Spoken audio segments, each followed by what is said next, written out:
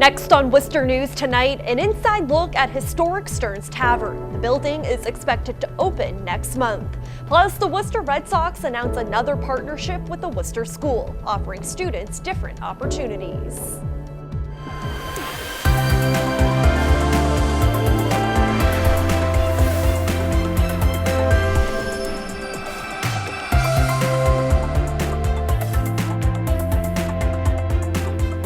Good evening and thanks for joining us. I'm Olivia Lemon. A clear, cool day across central Massachusetts, and it looks like we can see more of the same for the rest of the week. Let's get a first look at our local forecasts for more.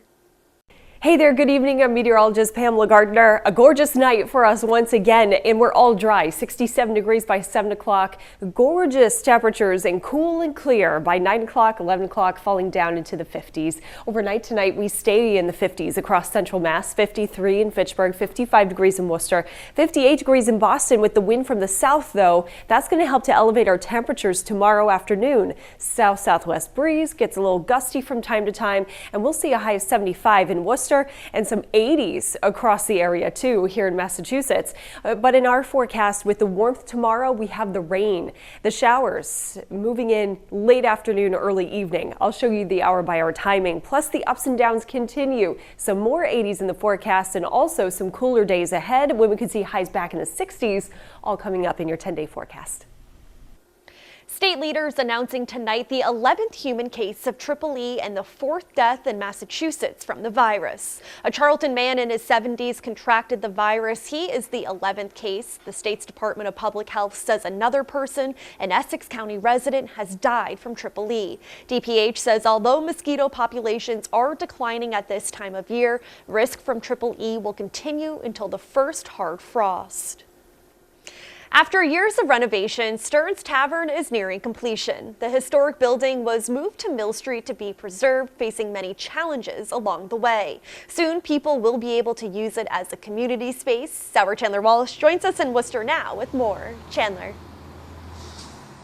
Olivia, Preservation Worcester, who worked on the building, say the project has had its ups and downs and was more expensive than anticipated. But they say the support from the community has been unmatched.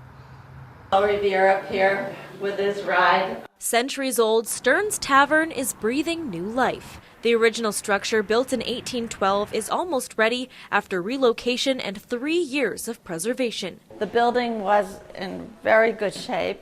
It had been well maintained, and we just thought that we couldn't lose it. The city, Preservation Worcester, and the Seven Hills Foundation teamed up on the project. Once it opens to the public next month, Seven Hills will use it as a training ground for people with brain injuries and developmental disabilities. Folks that work through and with Seven Hills will be running a cafe, will be helping to coordinate schedules for community groups to meet here, maintaining the playground. The historic building sits next to Coes Park. Worcester's Special Projects Coordinator Phil Nidry hopes it brings people together. It has a community space here for people in the community to come in, have a cup of coffee in the morning, or have a meeting here. Stearns, which originally stood on Park Ave, is one of 2 19th century taverns left in the city. Inside features an original mural and federal-style furniture. We had the light fixtures made locally that resemble light fixtures of the federal-style architecture. Chairs, tables, rugs. 115 private organizations and all levels of government funded the project. Its opening was delayed throughout the process. Nidry says the long road was worth it. Certainly a worthwhile project. It's unprecedented the number of partners that we have, the community participation. That's extremely rewarding. The project has relied on donations and volunteers along the way. There will be a grand opening and ribbon cutting in mid-October. In Worcester, Chandler Walsh, Worcester News Tonight. People who live in Worcester's Main South neighborhood may soon be getting their own city hall. Main South neighborhood groups are requesting a greater police presence to deal with public safety challenges. The request sparked the idea for a mini city hall with other city services in addition to police. City manager Ed Augustus says he plans to run a pilot program to see how a satellite city hall would work. He says it would also clear up some traffic and parking spaces downtown. So we're trying to work out the details on a space that we would lease probably for a 6-month period to do this kind of pilot program. And we're working internally at our new innovation office to identify what kind of city services could be brought to that satellite location. Augustus says the pilot will start before the end of the year. If successful, satellite city halls could be established in other neighborhoods as well. Recreational marijuana could be delivered to your doorstep under new regulations approved by the state's Cannabis Control Commission Tuesday. The commission is also moving forward with plans for marijuana cafes. It will take at least a couple of months before applications for home delivery are available, and the opening of cafes could take longer. The White House releasing a declassified transcript of the phone call between President Trump and the president of the Ukraine. This coming one day after House Democrats decided to move forward with an impeachment inquiry. In the transcript, President Trump urged the Ukrainian president to investigate Democratic presidential candidate Joe Biden and his son Hunter Biden. President Trump says the transcript shows he didn't put pressure on the Ukraine. He calls the inquiry a witch hunt.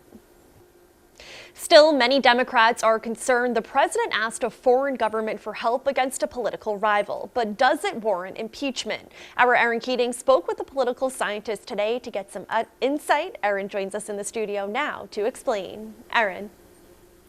Olivia, the impeachment process is complex, and as a Nickel College political science professor explains, it's important for people to know all the steps. I'm directing our 6 committees to proceed with their investigations under that umbrella of impeachment inquiry.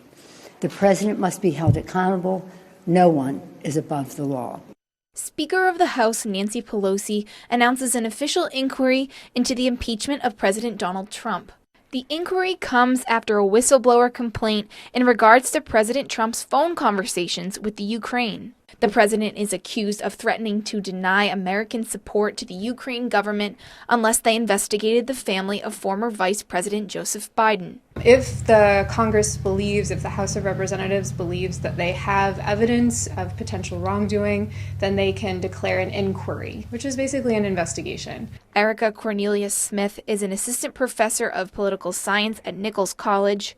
She says the impeachment process begins with an investigation through a vote in the House of Representatives. If a simple majority votes to approve the articles of impeachment, the investigation becomes a trial in the Senate. Those articles of impeachment are recommended to the Senate, and the Senate holds a trial, and they decide whether or not they're going to convict the president on the charges brought by the House. The threshold in the Senate is higher. You need 2/3 majority in the Senate to actually convict a president for impeachment.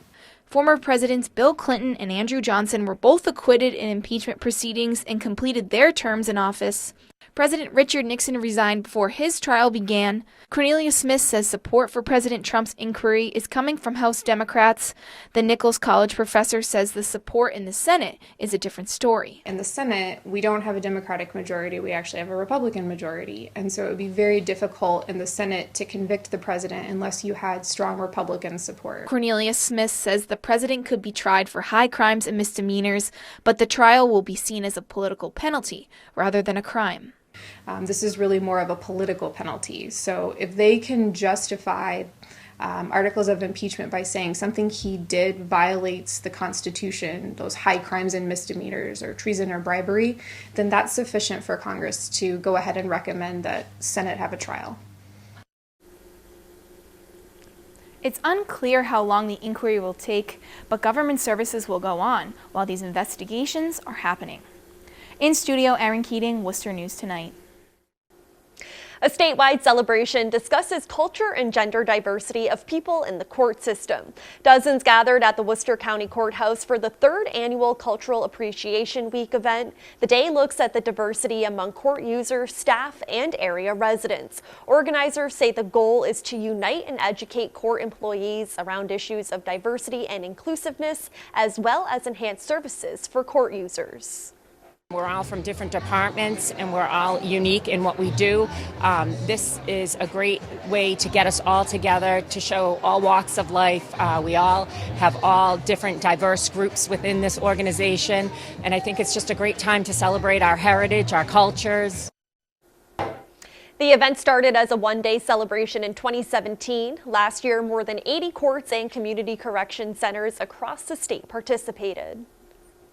A Worcester firefighter was in the running for a major award given to the state's top fire and life safety educator. Firefighter Katie Harrington was recognized for her work at the 25th Annual Fire and Life Safety Education Conference Wednesday. The conference looks at the major accomplishments made in the firefighting field and looks ahead to future challenges. While firefighter Harrington didn't win, she says it's a big deal to be nominated. I am honored to be nominated for the Public Educator and Fire Life Safety Award. I think that myself and all these other educators do a wonderful job in the community trying to keep all the communities safe. New Bedford Dartmouth firefighter Anthony Puente was this year's winner. The State Fire Marshal's office says he was awarded for his decade of fire education in 3 fire departments with a combined population of about 130,000 people.